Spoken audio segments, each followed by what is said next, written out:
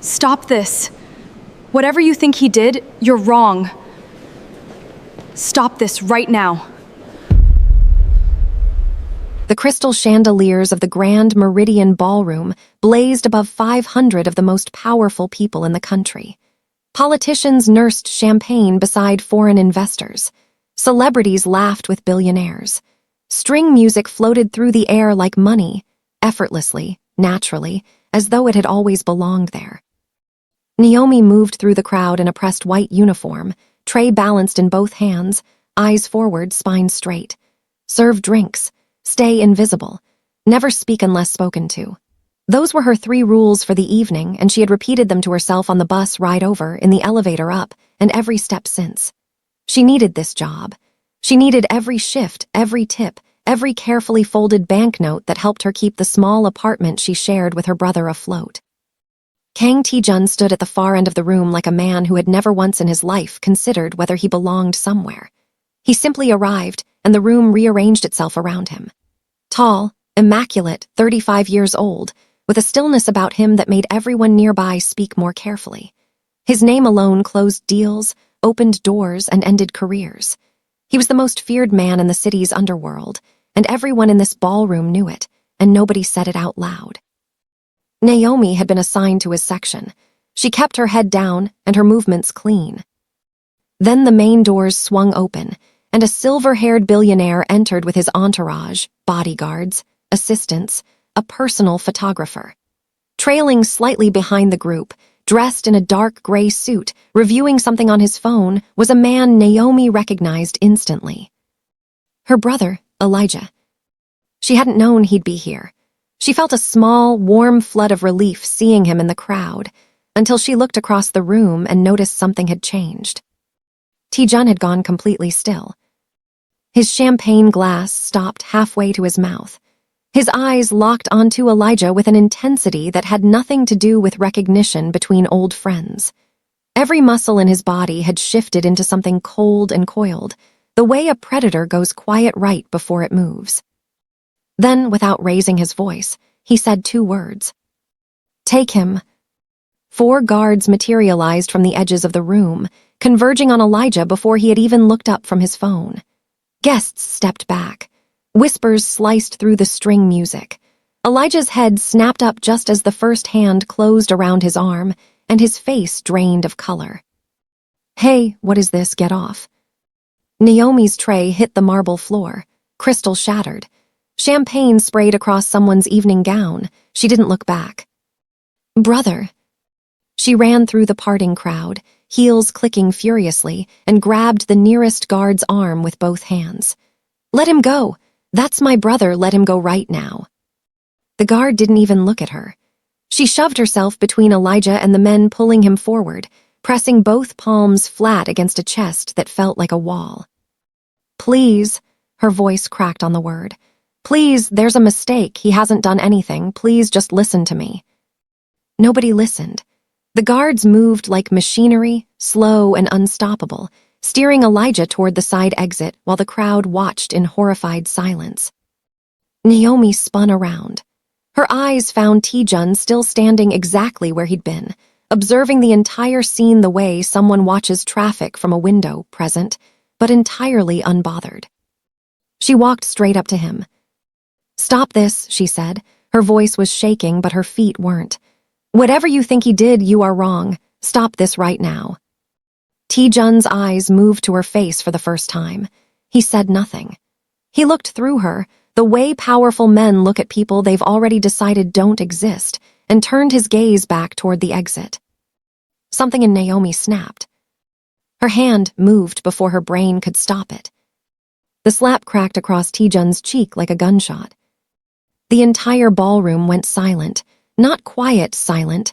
The string quartet's bows froze mid-stroke. Glasses stopped moving. 500 people forgot how to breathe. The 4 bodyguards spun around and moved toward Naomi in a single surge, hands reaching for weapons, faces twisted with fury. She didn't move. She stood her ground with her chest heaving and her eyes blazing, staring up at the most feared man in the room, who had one hand raised slightly toward his cheek, where the red imprint of her palm was already forming. Then he said, very quietly, "No." His guard stopped.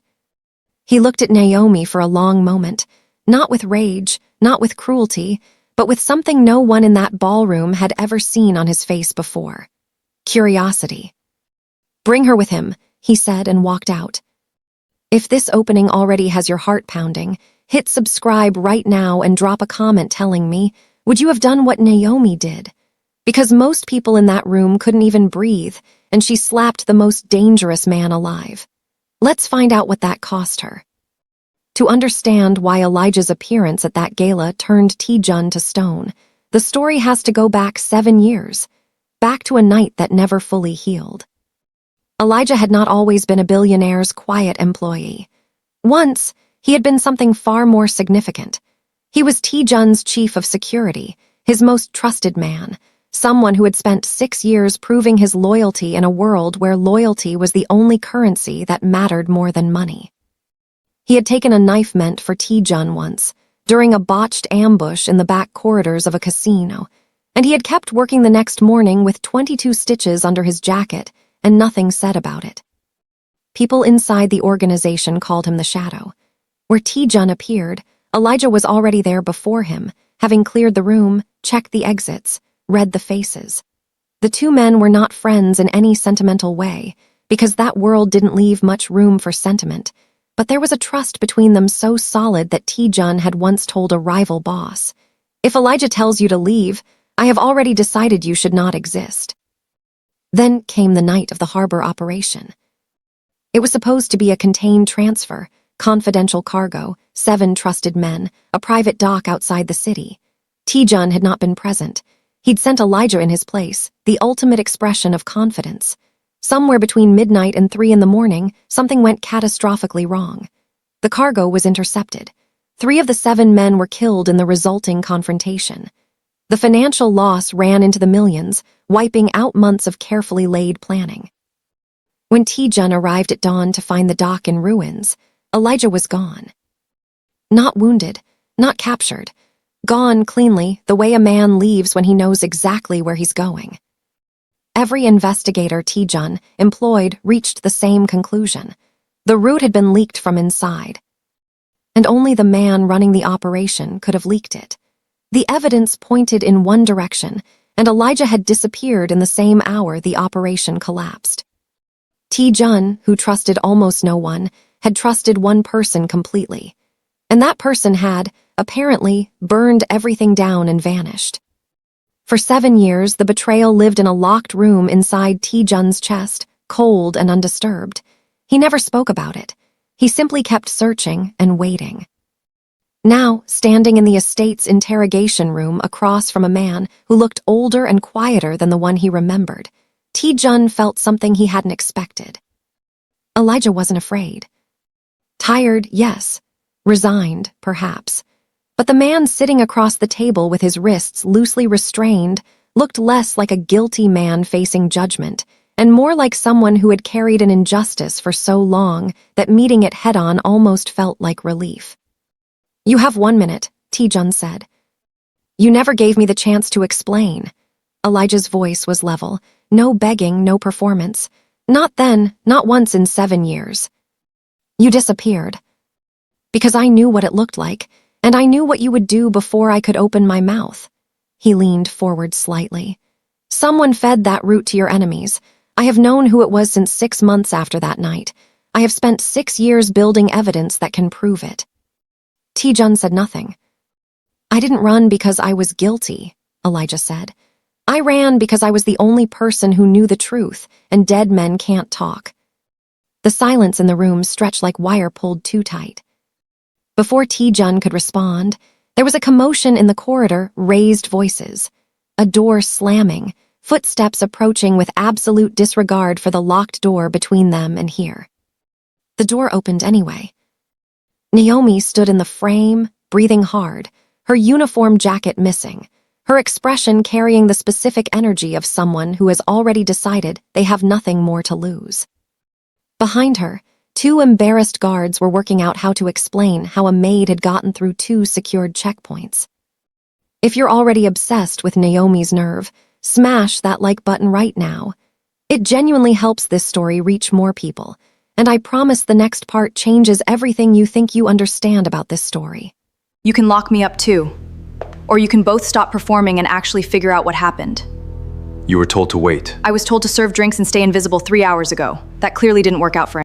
She moved to stand beside her brother and turned to face the most dangerous man in the room as though he were a difficult customer rather than someone who dismantled people for inconvenience. My brother left a good life to work as a low-profile employee for a billionaire who doesn't ask questions about his past. Does that sound like someone enjoying a comfortable retirement from betrayal? Or does it sound like someone hiding from something? Tae-Jun didn't answer, but he didn't dismiss her either. You said someone framed him, Naomi continued, looking at Elijah. You said you have evidence. Then stop talking to him like you're already on trial and show him what you have. Elijah looked at his sister for a long moment, 7 years of separation, of carefully worded phone calls and never fully explaining why he couldn't come home, and something in his jaw softened. The documents are in a safety deposit box, he said, turning back to Tae-Jun. The name of the man who sold your operation, copies of encrypted communications, bank records showing the payment he received 3 days before the harbor. He paused. You want to know who's been standing beside you this whole time, calling himself your most loyal advisor. His name is Director Wu. The temperature in the room seemed to drop. Tae-Jun's expression didn't collapse. It didn't crumple into shock or rage. It simply went very, very still in a way that was far more frightening than any outburst. Director Wu Sung-hak had been with Tae-Jun for 11 years. He had attended every strategy meeting, every negotiation, every quiet decision made behind closed doors. If Tae-Jun was the blade, Wu was the hand that chose when to raise it. He had spent 7 years watching Tae-Jun search for Elijah, offering counsel, suggesting leads, managing the investigation, and quietly ensuring it never found anything. Tae-Jun ordered the investigation that same night, saying nothing to Wu, giving no signal that anything had shifted. He was a man who had survived this long precisely because he knew how to keep his face closed when his mind was burning. 48 hours later, the evidence came back undeniable. Every thread Elijah's documentation pointed to led somewhere damning. Financial transfers. Encrypted messages on a secondary phone recovered from Wu's secondary residence. Testimony from a surviving member of the harbor operation who had been paid to disappear and had been waiting, quietly terrified, for someone to finally ask him the right questions. 7 years. The real traitor had been offering Tae-Jun tea in his own office for 7 years. But the moment the investigation concluded, someone tipped Wu off, and a man with 11 years of intimate knowledge of his employer's operations knew exactly which move to make when cornered. He took Naomi. She was gone from the estate within an hour of the investigation completing, taken by 2 men she recognized as part of the household staff she'd seen cleaning corridors all morning. A message arrived on Tae-Jun's phone 20 minutes later, blunt and ugly. You want your maid back. I want safe passage. Cross me and she comes home in pieces. Tae-Jun read the message once, set down his phone, and looked across the room at Elijah. After 7 years, the air between them was still complicated, full of a loss that couldn't be undone, a trust that had been shattered and only partially reassembled in the last 48 hours. But what Elijah saw on Tae-Jun's face was not calculation or strategy. It was something almost human. I know where he'd go, Elijah said quietly. There's a secondary property he registered under a different name 8 years ago. He showed it to me once.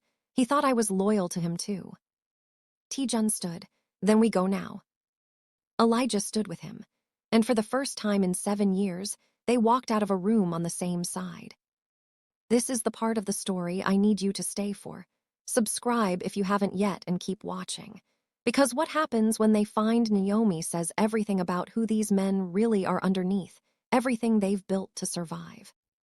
The property was a converted warehouse on the industrial edge of the city, the kind of location that asked no questions and kept no records. Tae-Jun's men surrounded the perimeter in silence while he and Elijah went in through the east entrance. the way Elijah remembered from a single visit nearly a decade ago. They found Naomi in a back room, seated on a concrete floor with her hands tied to a support beam, a bruise beginning to purple along her left cheekbone. She was awake, alert, and visibly furious. You took long enough. You're welcome. I wasn't talking to you. But her eyes cut briefly to his face, and something flickered there, relief, quickly compressed back down into pride. Woo Sung-hak had miscalculated. He had expected Tae-Jun to negotiate, to stall, to weigh the political cost of moving against a man who knew too much. He had not expected Tae-Jun to arrive in person, side by side with the man Woo had spent 7 years framing, 20 minutes after sending the message. The confrontation was short. Woo, faced with the evidence already compiled against him and surrounded by men whose loyalty had always been to Tae-Jun rather than the advisor who'd whispered in his ear, had nowhere to go and no move left to make. He was taken without a fight, the audacity finally drained out of him, leaving behind only a frightened old man who had made one catastrophic choice years ago and spent every year since compounding it. In the aftermath, Tae-Jun did something that surprised every person who had worked for him for years. He called his entire senior organization together and cleared Elijah's name publicly. Not quietly, not with a private apology, but in front of every person who had spent 7 years believing the lie.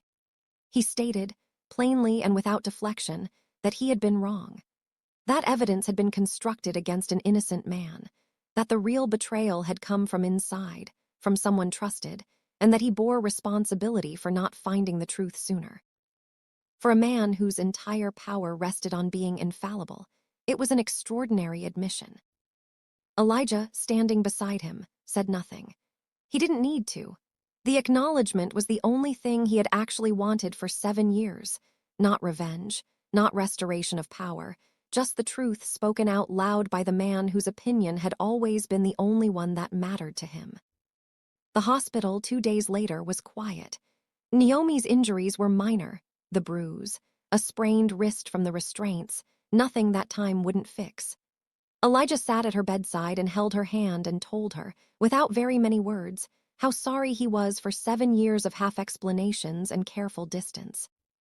"I knew something was wrong," she said simply. "I always knew you weren't hiding from me. I just didn't know from what." "How did you know?" She looked at him with the particular expression of a younger sister who has spent a lifetime seeing through her older brother. "Because you called me every single week. Guilty people go quiet. You never went quiet." Tae-Jun appeared in the doorway during the early evening, when the hospital corridor had settled into its nighttime rhythm. He didn't come in immediately. He stood at the threshold as though waiting for permission, which was unusual enough that Naomi raised an eyebrow. "The doctor says you can leave tomorrow," he said, directing it at Naomi. "I know, he told me." A brief silence. Elijah found a sudden, convenient interest in something outside the window. Tae-Jun stepped into the room. He looked at Naomi in the particular way that had nothing to do with strategy or assessment, the way he'd been looking at her in unguarded moments since the ballroom, as though she were something he didn't have a category for. "You're still the only woman who has ever slapped me," he said. The corner of Naomi's mouth twitched. "In a room full of 500 people, not one of them stopped you. I had to." "They were afraid." "I know, so was I," she met his eyes steadily. "Being afraid doesn't mean you get to stop moving." He was quiet for a moment, then so quietly it almost didn't carry across the room. "I know that now." As they walked out of the hospital the following morning, Naomi, Elijah, and Tae-Jun in a corridor that felt lighter than any of them expected, Naomi glanced sideways at the man who had, in the space of a week, upended his entire world to correct a 7-year injustice, turned in his most trusted advisor, and walked personally into danger for someone who had done nothing but slap him and refuse to be dismissed. "Don't give me another reason to do it again," she said. Tae-Jun looked at her, and for the first time in longer than anyone around him could remember, the feared and untouchable Kang Tae-Jun laughed, not a polished social smile, not a calculated warmth deployed for effect, but a real laugh, sudden and unguarded, that made Elijah stop walking and stare at his former boss as though seeing someone he'd given up on finding. Some truths take 7 years to surface. Some wrongs take 7 years to correct. And some people walk into your life by accident, carrying a drinks tray in a white uniform, doing nothing more than refusing to be invisible, and quietly, irrevocably. If you enjoyed this story, hit the subscribe button, like, share, and comment. Your support helps Storying for more videos on Story Raffine.